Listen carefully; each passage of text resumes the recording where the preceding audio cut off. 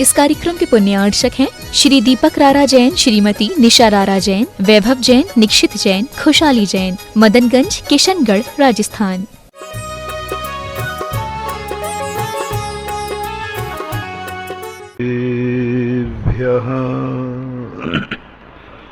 जय श्री ओम नमः सिद्धेभ्यः। सर्वमंगलमांगल्यं सर्वकल्याणकारकं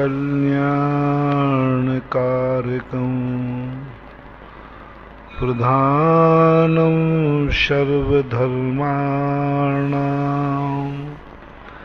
जैनं जयतु शासनं जैनं जयतु शासनं। पंच परमेष्टि भगवान की जय हो। आचार्य श्री गुरुवर कुंद महाराज की जय हो। आचार्य श्री गुरुवर विद्यासागर महाराज की जय हो। परम उपकारी निर्यापक क्षमण मुनि पुंगव श्री सुधासागर जी महाराज की जय। आचार्य संघ की जय। इस सारे सृष्टि में, प्रकृति में कुछ ऐसे नियम बना दिए जो हमारे लिए प्राप्त नहीं है, लेकिन जब महिमा सुनते हैं तो प्राप्त करने का मन हो जाता है। संसार में इतनी वस्तुएं हैं,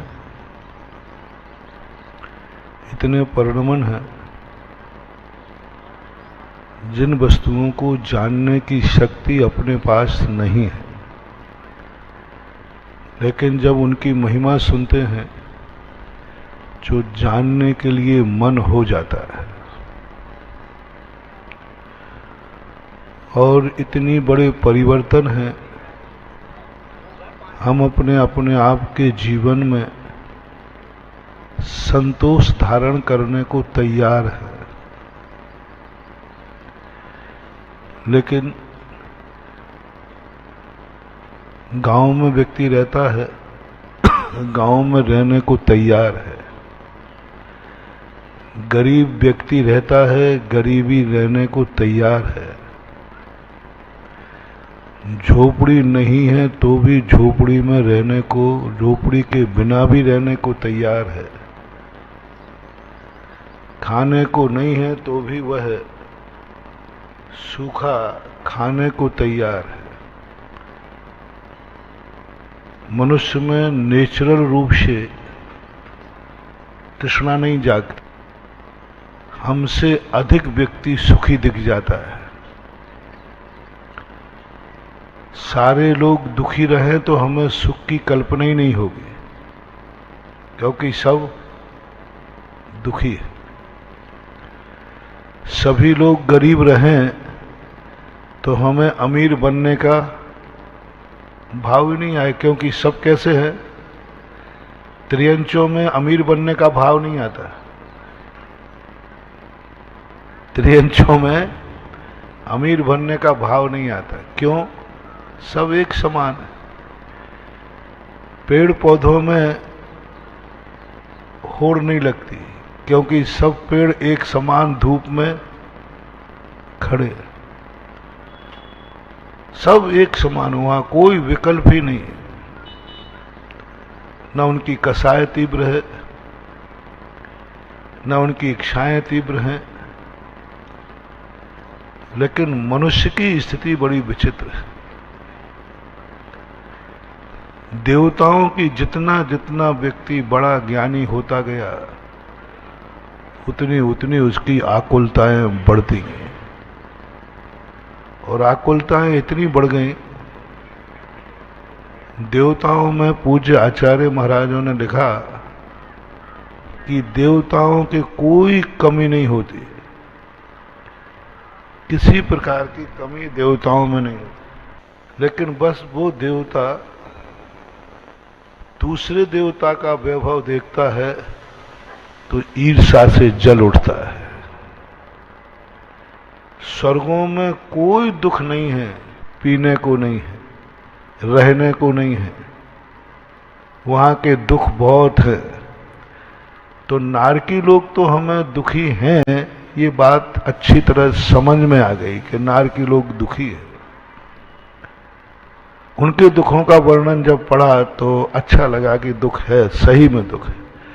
उनके प्रति हमें दया भाव जागा और प्रार्थना भी करता हूं, हे भगवान इन नारकियों के दुख दूर हों। वहां की मिट्टी ऐसी है, 1000 बिच्छू काटे तो भी उतना दुख नहीं हो, वहां भूमि परस्त है, इतना दुख होता।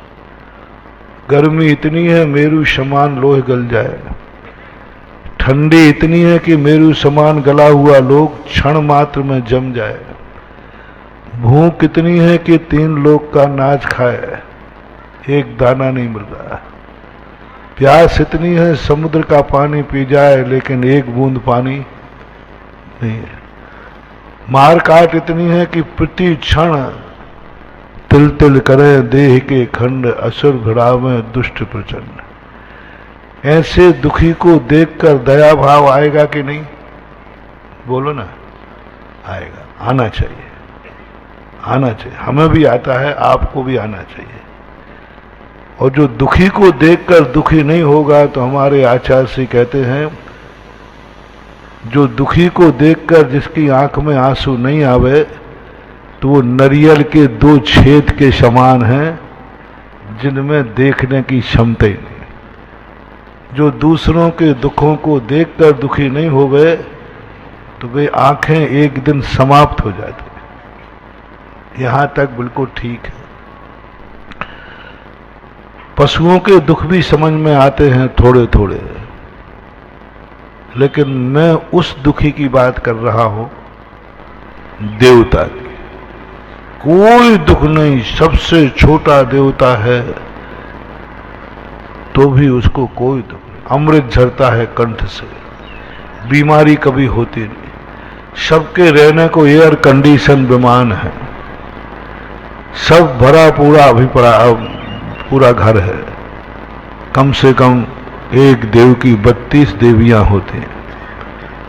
और स्वर्ग के सुख छोटे से, और उम्र भी छोटी मोटी नहीं, कम से कम 10,000 वर्ष, अधिकतम 33 सागर। अकाल में मरने का दुख नहीं, वहां कोरोना फैलता नहीं, और कोई देवता अकाल में कोई बीमारी आती नहीं, बुढ़ापा आता नहीं, बचपन का दुख है नहीं। जितने प्रकार के तुम्हें दुख हैं वे दुख स्वर्गों में नहीं है। अब वो व्यक्ति दुखी हो रहा है तो मैं पूछता हूं उससे, देवता से, कि भाई तू किस बात से दुखी है? खाने को नहीं हो तो रोटी दे दो। वो कहता है तुम जो दोगे उससे अच्छा है ना। भाई धन दौलत चाहिए हो तो दे दो। बोले जो तुम मनुष्यों के पास था हमारे पास। कोई मरने मारने का डर हो तो बता दो। बोले मुझे कोई मार ही यानी कुछ समझ, फिर दुखी क्यों है? तो क्या जवाब देता है? पड़ोसी हमसे ज्यादा है इस बात का दुखी है, तो ईर्ष्या से दुखी है, जलन से दुखी है।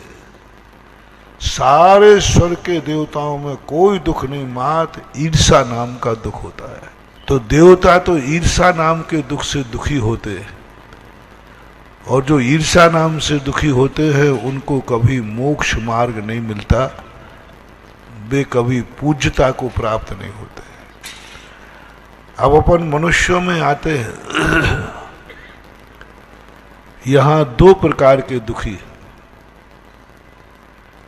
जो अभाव में दुखी हैं, बीमारी से दुखी हैं, मरने से दुखी हैं, उनको तो अपन गिनती नहीं ले रहे। हमने कल कहा था ना कि हमारा जैन दर्शन दुखियों को उपदेश नहीं देता, दुखी लोगों से नहीं कहता कि तुम मंदिर आओ,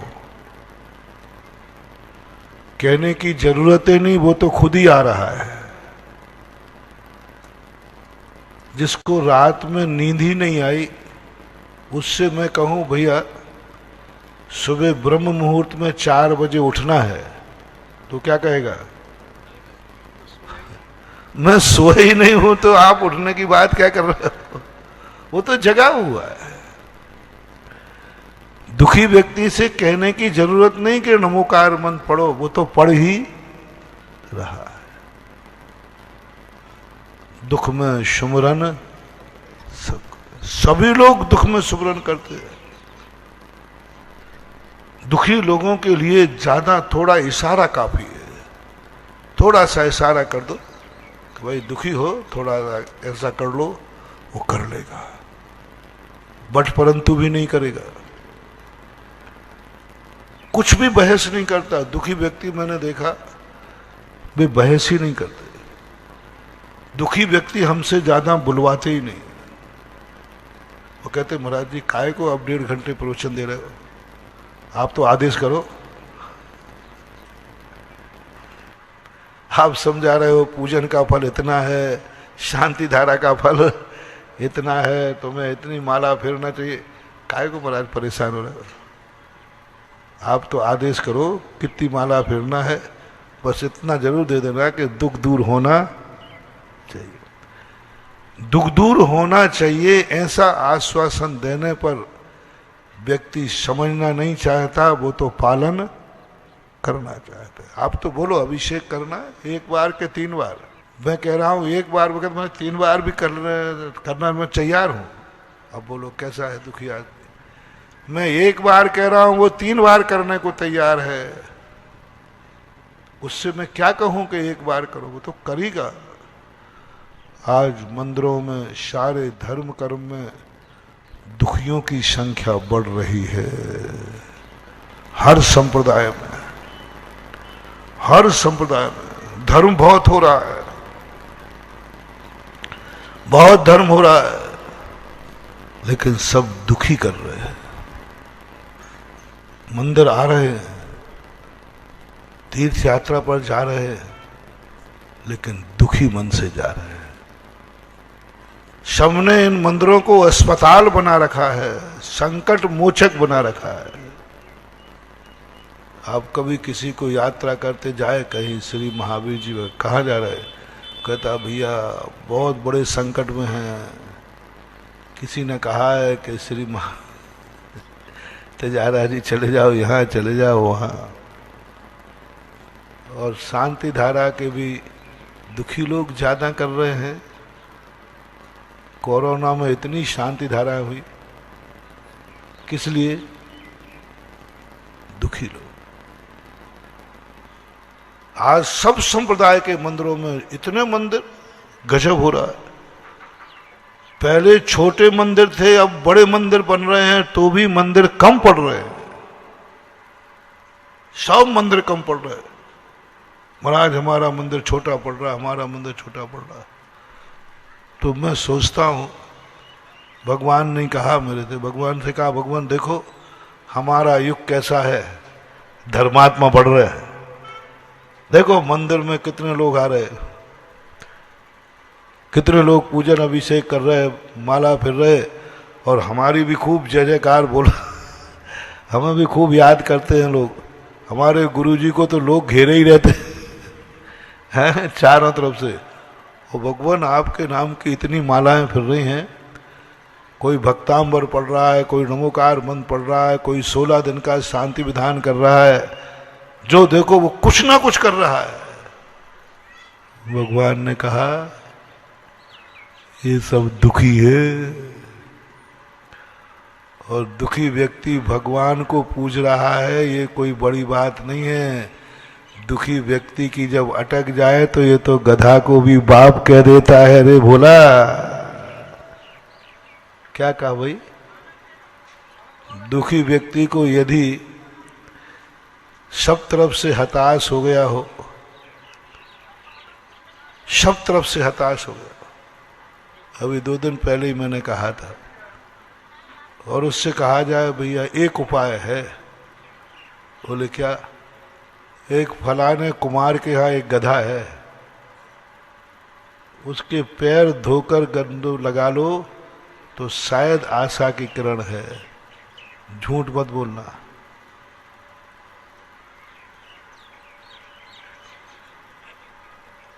चारों तरफ से हताश हो चुके हो, अब कोई रास्ता मरता क्या नहीं करता। एक बार मन हो जाएगा, चलो। कोई कहेगा भैया ऐसा होता है क्या? तो भैया नहीं होता, लेकिन करने में क्या बिगड़ता है क्या? इतना मन तो, अब इतने उपाय कर लिए हैं और किसी ने कहा है ठीक है नहीं होगा तो अब, लेकिन एक बार कर तो ले। ऐसा मन हो जाएगा, हो जाएगा। तो भगवान ने कहा जब ये संकट आने पर गधे के पैर धो सकते हैं, तो तूने इन दुखी लोगों को मेरे अभिषेक करने की बात कही, तो कौन सी बड़ी बात, मैं तो भगवान ही हूं। किया कराया भगवान ने 2 मिनट में आईसी। अब क्या जवाब दूं मैं? क्या जवाब दूं भगवान को? क्या कहूं? बस इसलिए मैंने कल कहा था, श्रद्धा तो तुम्हारी है, लेकिन वो श्रद्धा मजबूरी में नहीं होना चाहिए। श्रद्धा तो उसकी गधे पर भी हो गई, लेकिन सही रूप में कि मजबूरी रूप में? बोलो, मजबूरी है। अब मजबूर व्यक्ति को तो तुम जो चाहे वो करा लो, जो चाहे, उसकी कोई मर्यादा नहीं होती, कोई मर्यादा नहीं होती। अच्छे अच्छे सम्यक दृष्टि मिथ्या दृष्टि हो जाते मजबूरी में। जिनके नियम थे कि मैं सच्चे देव साध गुरु के अलावा किसी को नहीं मानूंगा, लेकिन कर्मों की ऐसी चपेट पड़ी, वे खोटे देव खोटे शास्त्र के चबूतरे के सामने अगरबत्ती लेकर खड़े दिखाए गए। समय सार पड़ने वाले, जो छोटा सा भी दोष सहन नहीं करते, वे पाए गए संकट में। बड़ी बड़ी हस्तियां इस कर्म की मार के सामने हिल जाती है। सबसे बड़ा बलवान दुनिया में कोई है तो कर्म है। कर्म अच्छे अच्छों को रुला देता है, और रुलाने के बाद वो क्या कराएगा अपन कुछ भी नहीं कह सकते। इसलिए अनंतों बार अपन ने भगवान पर श्रद्धा की, आस्था की, मजबूरी में, और मजबूरी में जाकर जो श्रद्धा हुई, वह श्रद्धा हमें थोड़ा सा दुख दूर तो हुआ, लेकिन सुख नहीं मिला। दुख दूर तो हुआ, दवाई खाने से बीमारी दूर तो हुई, दवाई खाने से भूख नहीं लगती, लगने लगी, लेकिन रोटी नहीं मिली, सुख नहीं मिल रहा है। क्योंकि हमने हर धर्म में दुख बोया है, हर धर्म हमने रोते रोते किया है, हर धर्म हम करते समय अपने जीवन को बहुत मजबूर करके किया है। मजबूर करके धर्म करोगे मिलेगा, लेकिन मजदूरी मिलेगी बस। क्या मिलेगी? मिलेगी तो सही है, लेकिन मजदूरी मिलेगी। इसलिए कल मैंने कहा था, श्रद्धा 2 प्रकार की है, एक मजबूरी की श्रद्धा और एक स्वार्थी श्रद्धा। 2 श्रद्धाएं थी। श्रद्धा तो अपन को करना पड़ेगा, क्योंकि हमने प्रवचन के प्रारंभ में कहा कि संसार में इतना ज्यादा हमें विज्ञापन कर दिया। हम बड़े शांत थे, अपने आप में खुश थे। पूज्यपाद स्वामी ने कहा, जो जीव जहां रहता है वहां वह खुश होता है। गोबर का कीड़ा गोबर में, बोलो, भिष्टा का कीड़ा भिष्टा में, नाली का कीड़ा नाली में, सब खुश, भोभो में सब खुश, और सब खुश थे। मनुष्य को, त्रिजन को, सब खुश थे। लेकिन इस सारा कबाड़ा जो किया है इन भगवानों ने और गुरुओं ने हमें दुखी कर दिया। इनसे परेशान है। किनसे परेशान है?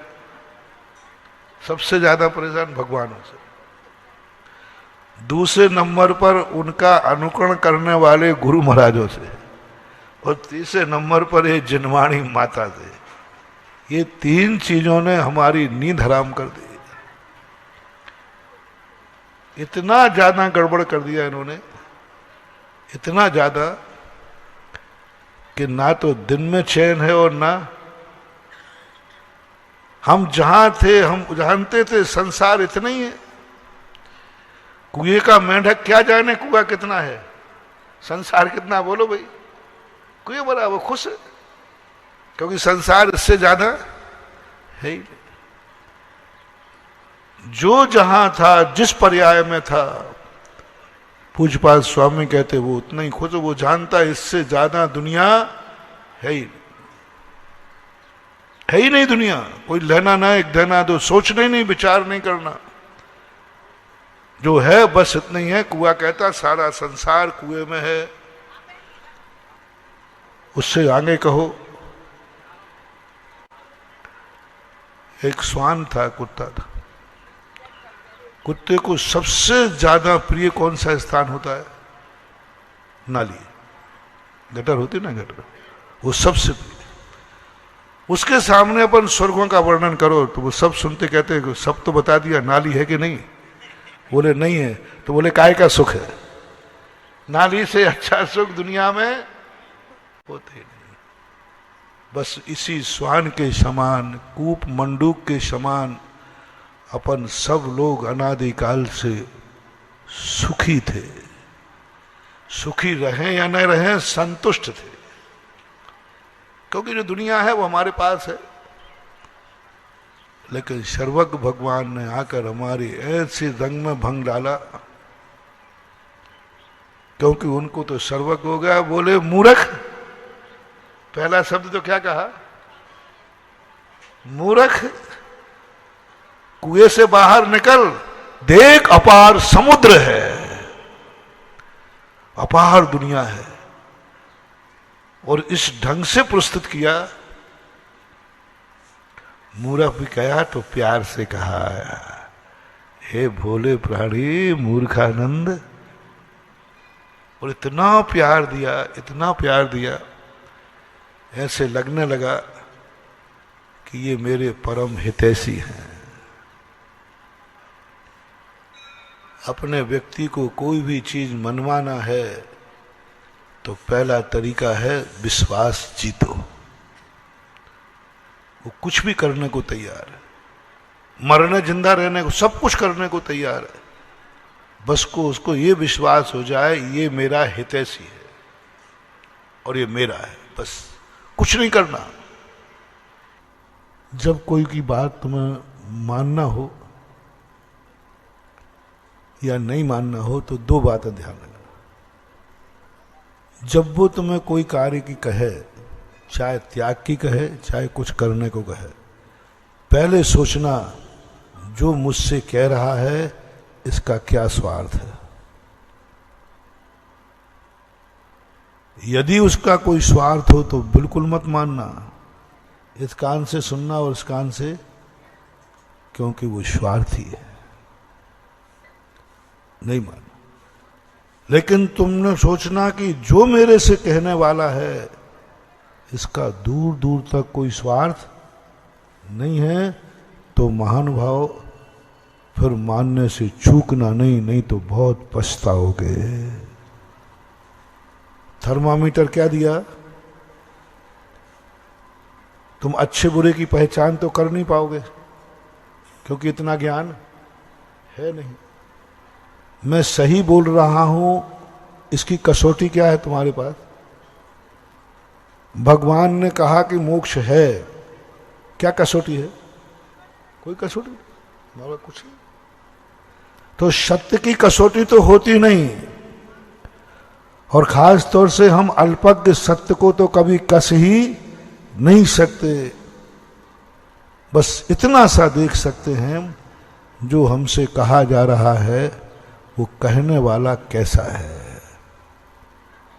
एक गुटखा का था दीवाना, उसके बाप ने खूब कहा, बेटा देख तू अकेला बेटा है, मत का गुटखा, मेरी संपत्ति का क्या होगा, मैं निपुता हो जाऊंगा। माँ ने भी कहा, बेटा तू ही तो मेरा सहारा है, और जिस दिन पिताजी कहें उस दिन वो दूना खावे। खूब मार पिटाई की, हाथ पैर तोड़ दी उसके। उसने कहा तुम मार डालो तो भी मैं तो खाऊंगा। शादीशुदा था, पत्नी ने कहा देखो तुम मर जाओगे, मैं विधवा हो जाऊंगी, मेरा क्या होगा, बाल बच्चों का क्या होगा। उस दिन वो दूना खावे, उसने छोड़ा नहीं। काकताली न्याय से यथार्थ घटना है, वो प्रवचन में आ गया। उसके पुण्य से प्रवचन किस पे हो गया? गुटखा के ऊपर हो गया। और वो प्रवचन में सुनते सुनते गुटखा उसने छोड़ दिया। मैं जानता नहीं था, परिचित भी नहीं थे। और घर जाकर मम्मी पापा से कहता है, पापा मैं आज गुटखा छोड़ाया। बोले तू छोड़ ही नहीं सकता, झूठ बोलता है। नहीं, मैं गया था महाराज का प्रवचन सुनने और मैंने गुटखा प्रवचन में ही छोड़ दिया। बोले तेरे पे विश्वास हो ही नहीं सकता। जो ये कहते पापा तुम मर जाओ तो नहीं छोड़ू, पत्नी के मरने पर नहीं छोड़े, वो महाराज की वाणी में क्या? बोले पापा छोड़ दिया है और अब चाहे मर जाऊंगा तो भी नहीं खाऊंगा। उनके पिताजी ने देखा क्या तो रहा है दम से, और उसने सबके सामने सब निकाल दिया और नौवार नमुकार मन पड़ दिया। जैनी था। छोड़ो। अब पिताजी कहने लगे कि ये क्या मामला है। तो वो मेरे पास आए, बोले महाराज जी आप में हमने बहुत कुछ सुना था आप में, कि आप में कोई ना कोई जादू तो है। अब पता चला आप में कोई जादू है और आपने वो जादू किया है। और मैंने कहा भैया मैं विद्यासागर का चेला हूं, ना मंत्र करूं ना तंत्र करूं ना जादू जानूं ना कुछ जानूं, मुझे क्या लेना देना है। कि नहीं कुछ तो आपने किया है। मेरे बेटे ने आपका प्रवचन सुन करके और गुटखा छोड़ दिया, और उसने सारी कहानी बताई। वो मर सकता है लेकिन छोड़ नहीं सकता था। कुछ तो किया है आपने। मैंने कहा भैया मैं उस छोकरे को जानते ही नहीं हूं, और मैंने कुछ किया ही नहीं। अब पिताजी कहते महाराज आप कुछ भी कहो, कुछ तो आपने। मैंने कहा ये मुझे बदनाम करेगा कि महाराज भी जादू टोना। मैंने कहा तुम बेटे को बुलाओ। मैंने कहा बेटा मैं तू मुझे जानता है? बोले महाराज आपको तो मैं जानता हूँ, लेकिन मैं तो तुझे नहीं जानता। बोल मैंने क्या किया, क्यों छोड़ा तूने गुटखा? क्या उस व्यक्ति ने मेरी आंखें खोल दी। उस व्यक्ति ने मुझे इतना बड़ा ज्ञान दिया। ज्ञान कोई जरूरी नहीं कि किताबों से मिले। हमारे यहाँ ऐसे ऐसे लोग हुए हैं, सूफा फटकने वाली औरत से भी केवल ज्ञान प्राप्त कर लिया शिवभूति ने। गुरु के उपदेशों से नहीं हुआ। और एक महिला सूफा से औरत फटक रही थी, उससे पूछा भाई क्या कर रही है? बोले छिलके फेंक रही हूं क्योंकि ये काम के नहीं है, और उड़द ले रही हूं क्योंकि ये काम के हैं। बस ज्ञान हो गया। अरे गुरुजी यही तो कहते थे, शरीर छिलका है और आत्मा उड़द है। और वहीं ध्यान में बैठ गए, सूपा फटकने वाली के सामने केवल ज्ञान हो गया, वहीं तुरंत मुहूर्त भर में। और जब गुरु को पता चला कि बोले उसको केवल ज्ञान हो उसको मूर्खानंद को केवल ज्ञान हो ही नहीं सकता। मर गया मैं नमोकार मंत्र पढ़ा। बोले साहब वो 5000 धनुष ऊपर दे दो, जय का कर रहे हैं। तब गुरु ने आके देखा, ओहो ये मूर्खानंद तो केवल ज्ञानी बन गया। किससे ज्ञान मिल गया? जीवन के किसी भी पल में वैराग्य उपज सकता है, कोई निमित्त का ठिकाना नहीं। देखा, मैंने कहा तूने छोड़ा कैसे, तू एक बता दे। बोला आज मैं पूरा प्रवचन सुन रहा था, ऐसे ही गर्मी का समय था। आप एक टाइम भोजन पानी करते हो, ओंठों पर सूखी पपड़ी जम रही है, फिर भी आप गुटखा छुड़ाने वालों के पीछे पड़े हो। ये उदाहरण दे रहे हो, आगम दे रहे हो, समझा रहे हो। मैं यही सोच रहा था कि महाराज जी का क्या स्वार्थ है, क्या स्वार्थ है, क्यों छुड़ाना चाह रहे हैं? यदि मैं नहीं छोड़ूंगा तो महाराज को क्या हानि है, क्या नुकसान है, ये बताओ। कल मरो तो आज मर जाओ, हमें क्या हानि है? वो कहते मैंने सब सोच लिया, महाराज को क्या मतलब है, क्या मैं नहीं छोड़ूंगा तो इनके मुनि व्रत में दोष आएगा? मैं नहीं छोड़ूंगा तो महाराज को क्या हानि, क्या मैं बुढ़ापे में काम आऊंगा? वो पूरे प्रश्न में बोले बस मैं एक ही बात सोचता रहा, महाराज जी का स्वार्थ क्या है। तो मैंने कही बाप के कहने पे क्यों नहीं छोड़ा? बोले महाराज ये बाप स्वार्थ से भरा हुआ है, ये जब बोले जब ये कहता मेरा बुढ़ापे में क्या होगा। तो मैं सोचता था कि ये मेरे लिए नहीं सोच रहा है, ये तो पत्नी भी यही कह, सबको यही कहता था। लेकिन आपको मैंने देखा कि आपने ये नहीं कहा रे गुटखा खा लो तो सब गुटखा खा के मर जाओगे तो मेरा क्या होगा। बस मेरे मन ने कहा देख ले, आज वो शक्ति बोल रही है जिसका कोई स्वार्थ नहीं है, ये है मेरे हित में, क्योंकि वक्ता का कोई स्वार्थ नहीं, सारा हमारा ही हित है। बस इस पॉइंट के कारण से मैंने 9 बार नमोकार मंत्र पढ़ लिया और जिंदगी में अब कभी नहीं खाऊं। तो मैं आपसे कहना चाहता हूं, जब भी कोई वक्ता तुम्हें कहे पूजा करने की, दान देने की, कोई गलती का त्याग करने की, बस एक बात पर विचार करना, जो कह रहा है उसका स्वार्थ क्या है। स्वार्थ हो तो मत मानना और छाती पे हाथ रख के पूछना। यदि तुम्हें आ जाए कि इनका तो कोई स्वार्थ नहीं है वक्ता का, तो बेटा कुछ भी करना पड़े फिर चूकना नहीं, जो अभी नहीं वो फिर कभी। बस एक स्वार्थ बताओ क्या है। ये आवाज ऐसी निस्वार्थ करुणा की गई, कुएं के मेंढक पड़े हुए अपन सबकी आत्मा हिल गई, हिल गई, कांप गई। क्या लेना देना है, मैं कुएं में पड़ा हूं तो पड़ा हूं, तुम सागर में तैरो ना। भगवान कहां है? संसार में के संसार से ऊपर ऊपर। उनको क्या पड़ी है नीचे आने की? अरे मर रहे हैं तो मरने दो ना, उनका क्या बिगड़ रहा है? कुएं में पड़ा है मेंढक, पड़ा रहना तो तुम्हारा क्या बिगड़ रहा है? तुम तो ऊपर की हवा खा रहे हो ना, तुम्हें तो पूरे सागर का ज्ञान है ना। नहीं, महान आत्माओं का एक और लक्षण होता है, जो सुख उनको मिलता है वो सुख अकेले नहीं खाना चाहे भोगना चाहते, वो चाहते हैं सारा संसार मेरा जैसा सुखी हो जाए। दूसरा स्वार्थ, स्वार्थ। वो सुखी हैं, वे समर्थ हैं, वे सुखी हैं, लेकिन उनका सबसे बड़े आदमी का एक वीक पॉइंट मानो। संसारी व्यक्ति क्या होता है, स्वयं सुखी हो जाए तो छुपकर किसी को बताता नहीं कि तुम भी यही धंधा कर लो, है ना। आपको यदि कोई धंधे में अच्छी सफलता मिली हो और पड़ोस से पूछे भाई नहीं नहीं ऐसे कोई तुम्हें डर क्या है,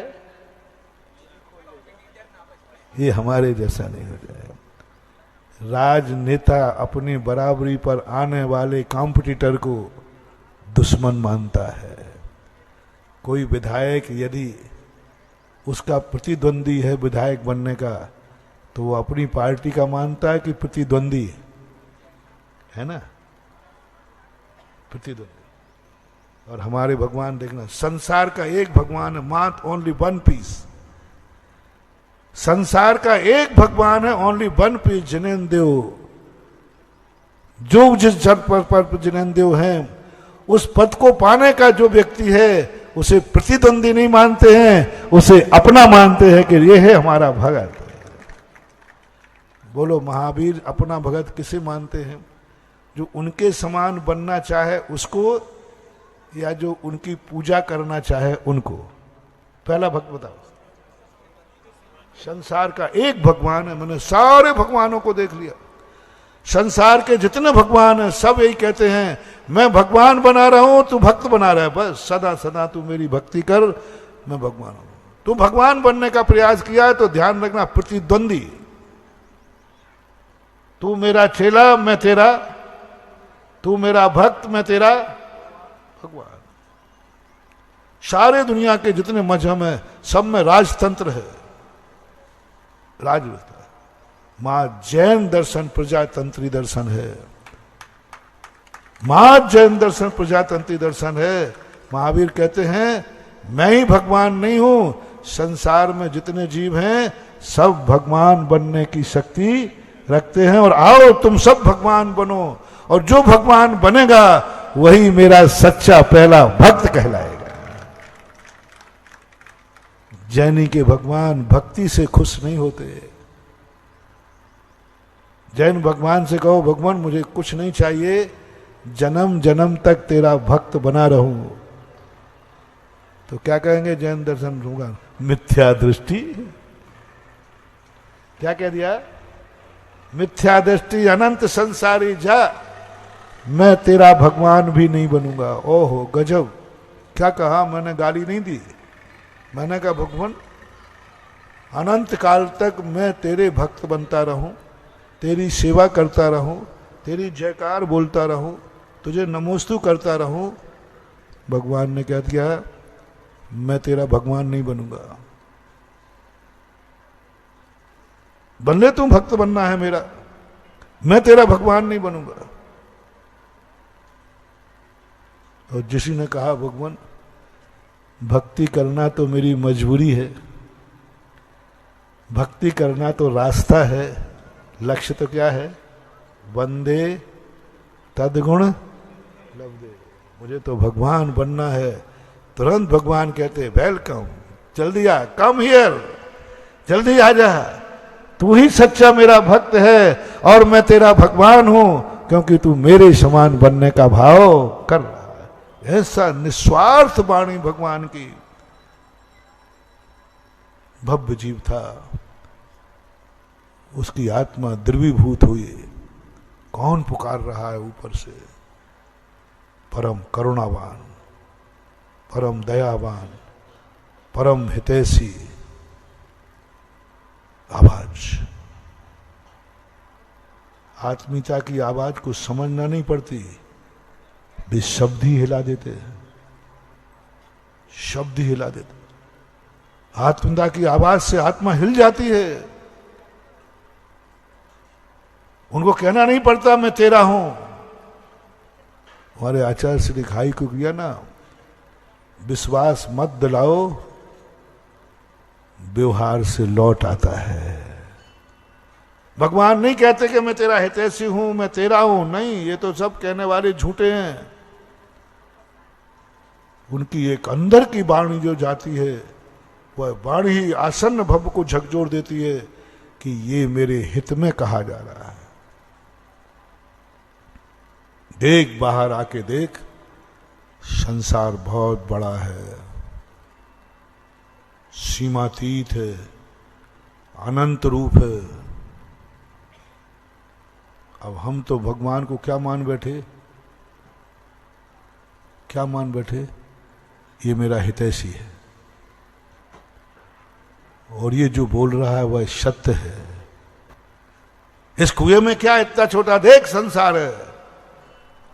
अब बोलो, लगा दी ना कुएं में आग, हम शांति से उसी को अब मन ललच गया, बाहर सागर है, बाहर अनंत है, बाहर असीम है, बाहर का आनंद अलग है, गुरु भगवान बोल रहा है।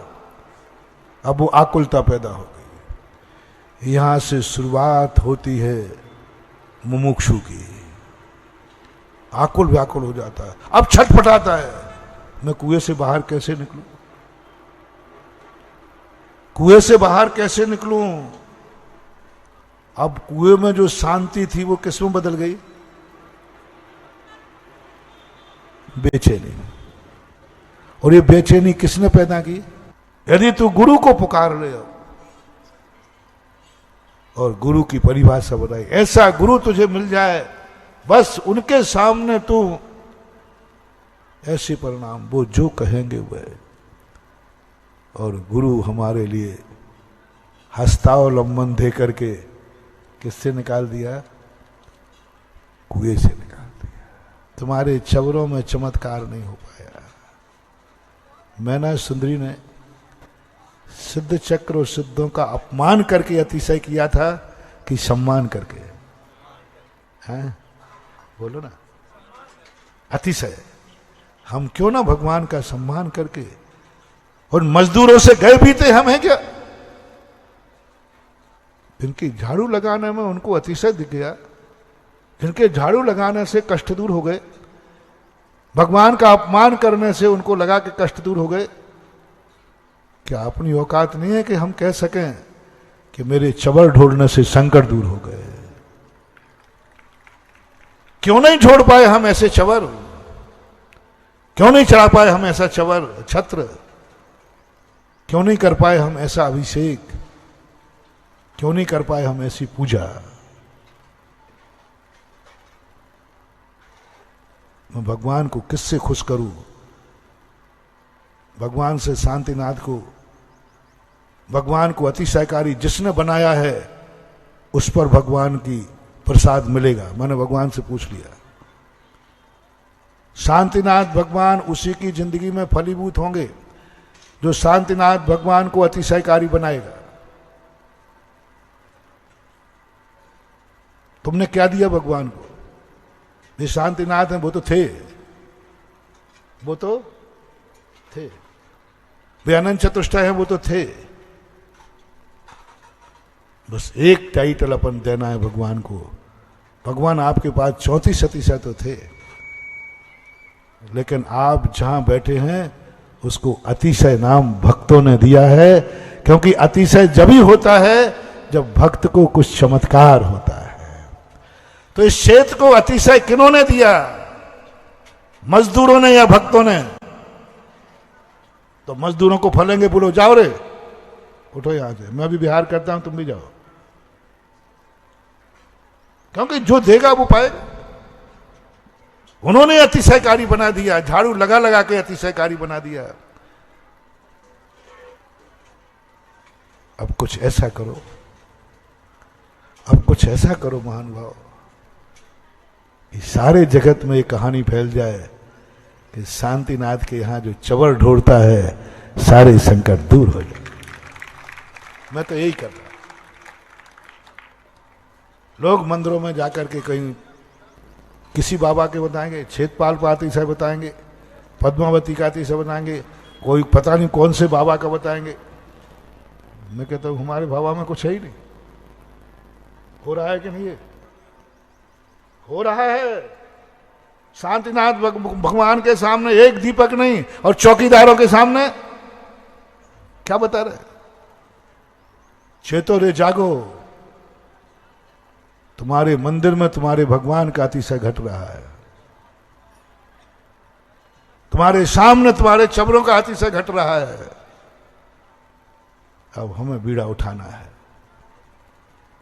मैंने उठाया, पूरा सफल हो रहा हूं।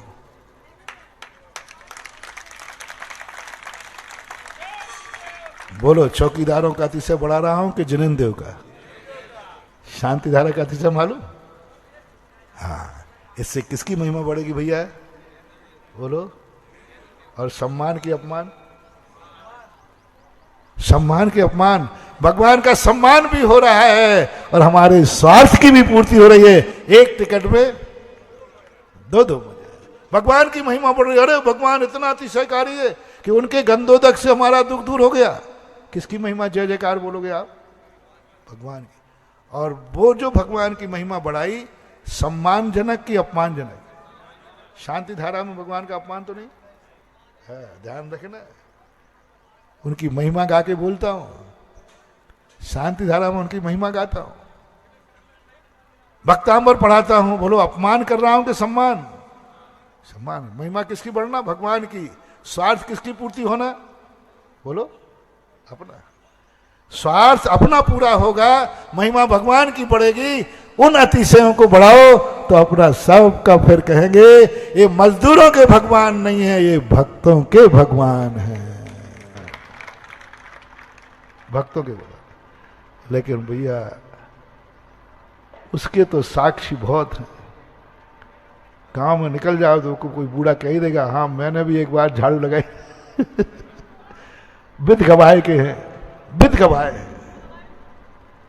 वो गवाए हैं, साक्षी हैं, तभी तो तुमने आज तक विश्वास किया। वो गवाए है। और बोलो ये विश्वास सबका है कि नहीं है? खनुआ बाबा, वो खनुआ बाबा के भक्तों है विश्वास, और तुम्हें विश्वास है कि ऐसा हुआ है।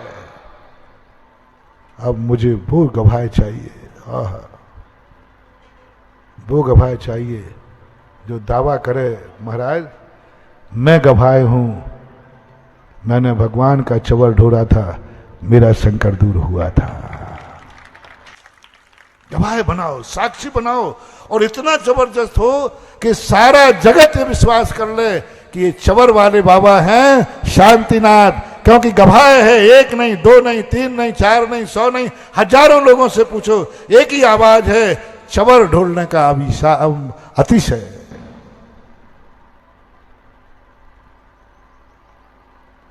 झूठ मत बोलना। कौन है तुम्हारे सामने गवाह?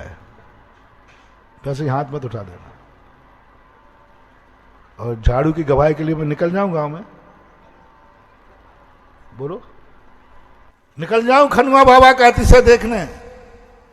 अभी गांव में एक आध बुढ़ा मिल जाएगा। गांव में क्या यहीं जैनी बैठे हो ना, तुम ही तो बैठे हो। बस प्रसिद्धि कर दो महानुभाव, कुछ करो या नहीं करो, बस चवरों में अतिशय सिद्ध कर दो शांतिनाथ भगवान का। लोग ऐसे ही नहीं मानेंगे, वो गवाह मानेंगे। लोग ऐसे ही नहीं मानेंगे, प्रमाण पत्र मानेंगे। और तुम आओ वहां से रोते हुए, जैसे खनुआ बाबा के पास आते थे रोते रोते, आते थे रोते रोते और जाते थे। बस ये प्रैक्टिकल तुम कर दो ना। तुम आओ रोते रोते, सबको दिखा के आना रोते रोते, सबको बता के आना कष्ट, सबको बताते आना परेशानियां, डंडोरा पीट के आना। कहां जा रहा है? अरे भैया बहुत दुख है। कहां जा रहा है? बहोरी बंद। और यहां से जब लौटो तो हंसते हंसते लौटना। लोग पूछेंगे भैया क्या मामला है? बोले चबर ढोर के आया हूं। बोलो चबर ढोर के आया हूं। जो सुनेगा उसकी श्रद्धा बढ़ेगी कि नहीं? वो भी कहेगा भैया पर मैं भी चलूंगा। कल 2-22, कल 2 और बढ़ाते जाओ, 22, 32, 42, 52, 62, 72, 82, 92, 102 और बढ़ने दो संख्या। किसकी? बस वो हमें करना पड़ेगा। हम आज तक चवरों में अतिशय सिद्ध नहीं कर पाए, हम छत्र में अतिशय सिद्ध नहीं कर पाए, हम श्रीफल चढ़ाने में अतिशय सिद्ध नहीं कर पाए, हम शांतिनाथ की पूजा में अतिशय सिद्ध नहीं कर पाए, हम भगवान के अभिषेक में अतिशय सिद्ध नहीं कर पाए। ये नहीं कह सके आप कि जब तक एक खनुआ भाव आवे तब तो कुछ नहीं थे, जब से शांतिनाथ बने हैं देखो चमत्कार। जब एक खनुआ भाव आते तब तो कुछ भी नहीं था अतिशय, लेकिन जब से शांतिनाथ बने हैं तब से अतिशय की बरसात हो रही है। और अतिशय भगवान कभी नहीं करते बंधु, अतिशय तो भक्त को करना है। भगवान के भी 34 अतिशय मेरे काम नहीं आएंगे। 34 अतिशय में एक भी अतिशय मूर्ति में नहीं होता। मैंने अभी खूब गिड़गड़ा लिया, भगवान आप में 34 अतिशय थे, कुछ कर दो। 34 अतिशय थे, कुछ तो करो। वो कहते बेटा 34 अतिशय तेरे काम नहीं आएंगे, और 34 अतिशय में एक भी अतिशय मूर्ति में नहीं होता। 10 जन्म के उठा लो, 14 देवकृत उठा लो, 10 केवल ज्ञान को उठा लो, एक भी अतिशय मूर्ति में नहीं होता। अतिशय कौन सा? उन 14 अतिशयों के कारण से इसको अतिशय मानते हो, तो आपके गांव में जो मूर्ति बैठी उसमें भी 34 अतिशय की स्थापना हुई है कि नहीं? बोलो, ऐसी कौन सी प्रतिष्ठा है जिसमें 34 अतिशयों की स्थापना नहीं हुई हो? यदि वो 34 अतिशय के कारण ये अतिशय क्षेत्र है, तो हर मंदिर की मूर्ति अतिशयकारी है, क्योंकि हर मूर्ति में 34 अतिशयों की स्थापना होती है। वो अतिशय यहां नहीं है। फिर कौन सा अतिशय है? जो भक्तों के हाथ में है, जो भक्ति के हाथ में है, जो भगवान के हाथ में नहीं है, हमारे हाथ में है, हमारे हाथ। और हमको एक सिद्ध करना है, और तुम्हें वो चर्चा शुरू करना है कि तुमने शांतिनाथ भगवान की जब से कुछ किया है, तुम्हें क्या मिला है। एक एक व्यक्ति अपने बेटे को जो जो शांतिनाथ भगवान के अभिषेक किया हो, शांति धारा की हो, पूजा की, कुछ भी किया हो, उस व्यक्ति का जो दुख दूर हुआ हो, जो मिला हो, वह कहानी व्यक्ति 100 लोगों को सुनाएगा। दिन भर में कितने मोबाइल कर लेते हो? 100 तो हो जाते हो महाराज, ज्यादा ही हो जाते। आप सुन दो तो ये 100 व्यक्तियों को मालूम, मैंने एक दिन भगवान का छत्र चढ़ा। सुनाओ रे कहानी। बुरी घटनाओं की कहानियां छप जाती हैं और अच्छी घटनाओं की कहानियां छुप जाती हैं। ये देश इसलिए बर्बाद नहीं है कि यहां मक्कार लोग रहते हैं, देश इसलिए बर्बाद है कि अच्छे लोग मौन रहते हैं। हमारा धर्म इसलिए बदनाम नहीं है कि नास्तिक लोग ज्यादा हैं, हमारा धर्म इसलिए बदनाम है कि जिनको कुछ मिलता है वे किसी से बोलते ही नहीं है, चुप रहते हैं, चुप रहते। शांति धारा में लाखों लोगों को लाभ हुआ है कोरोना के समय। बोलो, लाखों लोग यदि आज शांति धारा की महिमा 100 लोगों को सुनाते, तो बोलो सारा भारत विश्व किसकी महिमा मानने लग जाता है। लेकिन तुमने किसको सुनाई? डकार गए हमारे अतिशय, चुप बैठ गए, किसी को कहता भी नहीं है, किसी से बोलता भी नहीं है कि आज मैं जो कुछ हूं सब प्रभु की बदौलत हूं, आज जो कुछ भी हूं भगवान के अभिषेक की बदौलत हूं। दुनिया को मालूम, बुरे करने वाले लोग खूब हल्ला करते हैं। ये कहने वाले बहुत मिलेंगे, देखा मैं धर्म कर्म कुछ नहीं करता हूं फिर भी फल फूल रहा हूं। लेकिन धर्म करने वाला नहीं बोलता है मैं धर्म कर्म कर रहा हूं इसलिए फल फूल रहा हूं। अब आपको अतिशय तीर्थ किनको बनाना है? मजदूरों ने तो बनाया खनुआ को अतिशयकारी, अपन सबको किनको बनाना है? शांतिनाथ भगवान को अतिशयकारी। कौन बनाएगा? कह दो भगवान, बाबा जी आप ही बनाओ।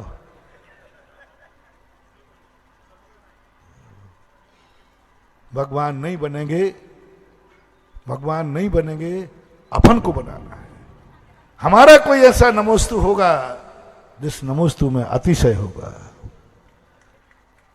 हमारी कोई शांति धारा ऐसी होगी एक ही बात कहो भगवान, शांति धारा तो बहुत कर ली, शांति धारा को लाभ लेने वालों को एक ही करना है, उनके कारण से उनके बाद शांति धारा में अतिशय शब्द जुड़ जाए तो जाओ, ये शांति धारा तुम्हें जन्म जन्म तक काम आ जाएगी। जो कुछ भी तुम करते हो। मानतुंग आचार्य महाराज ने अपने संकट दूर करने के लिए किनकी महिमा बढ़ाई? उनका तो संकट दूर हुआ, महिमा किसकी बड़ी बोलो भैया? आज तक, आज 1300 साल हो गए, 1300 साल से लोग भक्तांबर को क्या मान रहे हैं? काम उनका हुआ, महिमा आदिनाथ की बड़ी। अपन भी कुछ ऐसा करें जिससे बने। और मैंने पहले ही कहा था, सूखे सूखे काम चलेगा नहीं।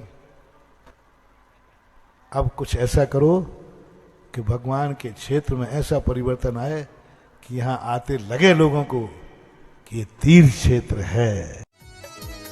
इस कार्यक्रम के पुण्यार्चक थे श्री दीपक रारा जैन, श्रीमती निशा रारा जैन, वैभव जैन, निक्षित जैन, खुशहाली जैन, मदनगंज, किशनगढ़, राजस्थान।